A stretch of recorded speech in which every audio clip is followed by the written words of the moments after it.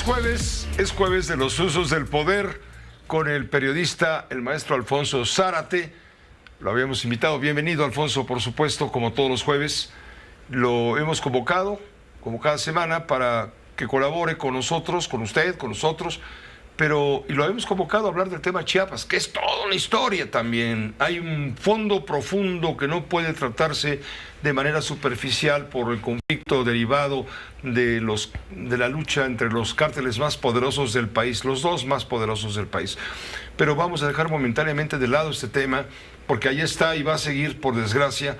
Y vamos a entrarle al tema Ayotzinapa, porque no acaba todavía de... Bueno, nos falta todavía mayor acercamiento con algo que ha conmovido no solamente a la sociedad mexicana, a los padres, familiares, igual, en fin, sino que ha conmovido a todo mundo y ha volteado los ojos del mundo hacia nuestro país por esta terrible historia.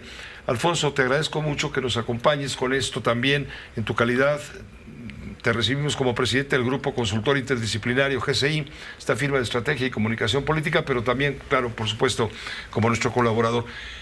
¿Qué me querías decir? ¿Qué le quieres decir a la audiencia de estas aproximaciones que estamos intentando en torno a este caso que conmueve y avergüenza? Yo diría, Pepe, que cuando se concentra tal nivel de atención de tantos actores políticos, académicos, sociales, en torno a los acontecimientos de aquella noche trágica de Iguala, en donde desaparecieron estos 43 jóvenes estudiantes de la Normal Isidro Burgos, se está omitiendo algo que me parece de la mayor relevancia. Los acontecimientos de esa noche ciertamente son como la manifestación más estentórea de una situación que estaba allí desde meses y diría yo desde años atrás. ¿Y esto qué implica? Implica que desde la perspectiva de la seguridad nacional, es decir, desde esta perspectiva que concentra la atención del Centro de Investigación y Seguridad Nacional, pero también de las Fuerzas Armadas, Ejército y Marina, pero también de las Procuradurías de los estados, ese tema de la seguridad nacional está vinculado a distintos indicadores. En la construcción de la agenda de la seguridad nacional están, entre otros, los indicadores de la ubicación geográfica de una determinada región, la presencia de condiciones de pobreza extrema, el cultivo de la droga, la presencia también de cacicazgos. Y cuando estos factores empiezan a aparecer juntos, en ese momento se enciende un foco que dice: esta es una región que reclama la atención prioritaria, que es la atención de la seguridad nacional. Igual era una bomba a punto de estallar, hasta que estalló hace 9 años. Exactamente, Pepe. Entonces... ¿Pero quién armó esa bomba? ¿Qué es lo que, por ejemplo, qué es lo que aportó el GIEI? Una de las cosas que aportó es que a la hora de revisar los precedentes en Iguala, encontraron que cada 13 días desaparecía una persona en Iguala. Es decir, que había una situación de descomposición en donde el alcalde, José Luis Abarca, casado con la señora María de los Ángeles Pineda, hija y hermana de miembros del cártel de la droga dominante en esa región. Guerreros Unidos. Guerreros Unidos. Esto quiere decir que con José Luis Abarca, Iguala se había convertido en un narcomunicipio. Y no obstante... ¿Y eso no lo sabía Andrés Manuel López Obrador cuando lo apapachó para que él fuera candidato? Seguramente a alguien no le pasó la información de quién era este sujeto, pero no solo eso, sino que lo que yo preguntaría es qué ocurrió con la información que tenía que tener el Centro de Investigación y Seguridad Nacional. Estás hablando de la tercera ciudad en importancia del estado de Guerrero, solo después de Acapulco y de Chilpancingo. Correcto. Entonces, toda esta descomposición ocurría en la tercera ciudad del estado de Guerrero.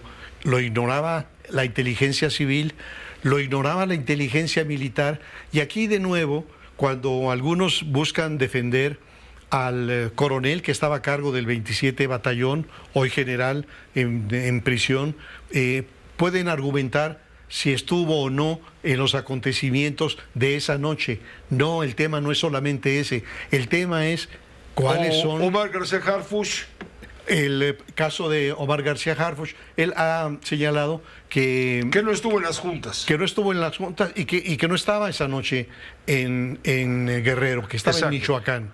El tema, entonces, a preguntarle a García Harfuch es si con la responsabilidad que tenía en el estado de Guerrero, él ignoraba la descomposición en el municipio de Iguala. Él trabajaba entonces con la Policía Federal. Con la Policía Federal.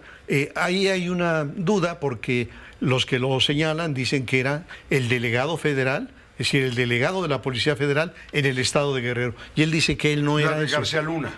La de García Luna, exactamente. Así que lo que tendríamos que ver, y regreso al tema del 27 Batallón, es si el 27 Batallón asentado en Iguala podía ignorar lo que estaba ocurriendo en esa circunscripción. Previo a la noche del 26-27. Entonces, cuando ocurre lo de la noche, no solamente es quién estaba físicamente allí, quién pudo haber ayudado o no a los estudiantes o a la banda criminal, sino todo el entorno, toda la contextualización histórica.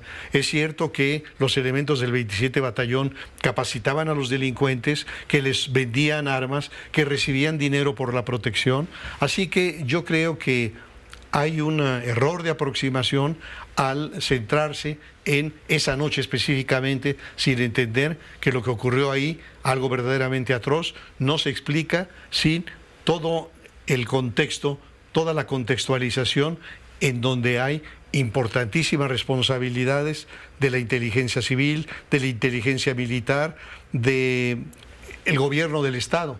El gobierno del Estado es un gobierno que tiene Secretaría General encargada de lo político, tiene Procuraduría, tiene Secretaría de Seguridad Pública. Entonces, de nuevo, ninguna de estas autoridades conocía la descomposición en Iguala. Pues no, yo creo que es importantísimo que más allá del foco de la noche trágica veamos la omisión o la complicidad de distintas autoridades de orden municipal, estatal y federal en esos hechos.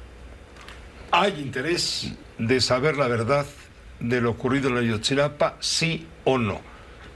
Yo creo que en el momento... Considerando los aspectos políticos que tú estás señalando también, no solamente los jurídicos.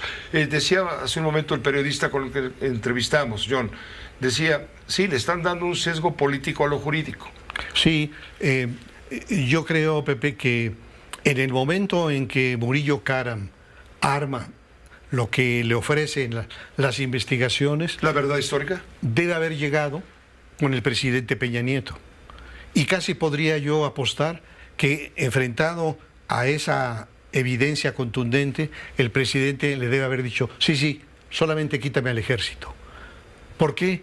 Porque hay una larguísima tradición de intocabilidad del ejército, que viene desde la posrevolución, desde los años 20. Hay que recordar incluso cómo una película tan importante como La sombra del caudillo permaneció enlatada durante décadas porque hablaba del papel de fragmentos del ejército en el asesinato de Francisco Serrano, de Arnulfo R. Gómez, que aspiraban a la presidencia de la República, lo que disputaba al caudillo Álvaro Obregón. Entonces, a lo largo de muchísimas décadas, había un principio de intocabilidad al ejército. Y yo no dudo que Peña Nieto le hubiera dicho al procurador Murillo Karam, sí, todo esto, pero al ejército déjalo fuera. Entonces... ¿Y no está haciendo lo mismo el presidente de la República? Sí, el presidente lo que está haciendo es decir, bueno, tenemos a 15 elementos 16, militares sí, en la cárcel, 16, esto no involucra al ejército. Bueno, depende, porque si de repente lo que ocurría en ese 27 batallón no era del conocimiento de el comandante de zona militar, del comandante de la región militar, del titular de la Secretaría de la Defensa, malo. Pero si lo conocía y decidieron taparlo, por este prejuicio de intocabilidad del ejército. Yo creo que lamentablemente, tu aproximación de hace unos minutos, espléndida, de los distintos ángulos de este tema, necesita continuar, darle seguimiento, porque no se vale que a 9 años de distancia el país siga con la incertidumbre de qué realmente ocurrió aquella noche y qué hizo posible que esto ocurriera. Y la otra cosa... No, de qué ocurrió ya lo sabemos. ¿Por qué ocurrió? ¿Por qué ocurrió? ¿Quiénes son los verdaderos responsables? Y en qué medida tenemos una complicidad o una inacción, en cualquier caso una responsabilidad criminal de autoridades de todo tipo. Y la otra cosa ¿es igual a un caso de excepción en la geografía del país? Yo diría que no. Entonces, a la hora en que nos empecemos a acercar a la manera en que la mancha delincuencial va creciendo, que las noticias de todo el día son los jóvenes asesinados en Zacatecas, los jóvenes asesinados en Lagos de Moreno, en Monterrey, en fin, lo que vemos es un avance de la mancha delincuencial. Y frente a esto, yo creo que el gran error del presidente es renunciar a la responsabilidad crucial del Estado mexicano. Los estados en el mundo nacen teniendo una responsabilidad fundamental: preservar la seguridad en la vida y el patrimonio de quienes habitan en ese territorio. Y el presidente, en este caso, tiene un acercamiento a la criminalidad que significa una enorme impunidad. Entonces, de nada nos sirve la Guardia Nacional, que además no está presente y que tiene instrucciones de no confrontar a la delincuencia. Entonces, lo que estamos observando es un repliegue del Estado, un vacío del Estado y en esa medida un avance delincuencial. Y yo creo que una de las primeras tareas del próximo gobierno, el que será electo el año próximo, será repudiar ese acercamiento al tema de la inseguridad, porque un Estado nacional no puede renunciar a ese imperativo que es cuidar, proteger, garantizar la vida y el patrimonio de los habitantes de ese territorio. Alfonso, muchas gracias como siempre. Encantado, Pepe. Me dejaste con la boca abierta. Los usos del poder, gracias como siempre, solo aquí los jueves. Una pausa. Bonito, Universal. Aquí se escucha